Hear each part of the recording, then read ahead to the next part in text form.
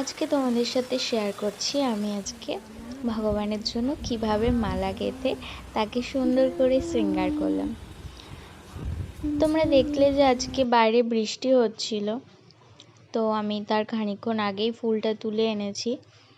তুলে আনার পরেই ঘরে এসে দেখছি যে বৃষ্টি শুরু হয়ে গেছে। তো যাই হোক, এখানে মালা গাঁথতে বসে পড়েছি। তো আজকে বেশ ভালোই ফুল পেয়েছিলাম, তার জন্য ভাবলাম আজকে ঠাকুরের জন্য মালা গেঁথে নিই।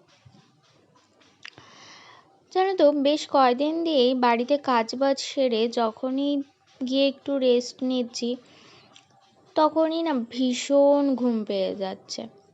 ভাবছি কিছু এডিট করব বা একটু ড্রয়িং নিয়ে বসবো বা অন্য কোনো কাজ করব,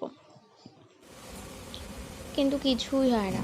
তোমাদের সাথে কথা বলতে বলতে আমার মালাটা গাঁথা কমপ্লিট হয়ে গেছে। এবার চলো ভগবানকে পরিয়ে দেখি কেমন লাগছে। আজকে ভেবেছিলাম একটু অন্যরকমভাবে মালাটা গাঁথবো, কিন্তু সেই সাহসটা হয়নি, কারণ যেভাবে গাঁথবো ভেবেছিলাম তার জন্য ফুলটা একটু কমই ছিল। তো এইভাবেই মালাটা আজকে তৈরি করেছি।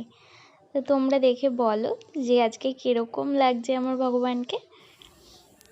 আমার তো খুব সুন্দর লাগছে আমার মাধবকে আর রাধে শ্যামকে।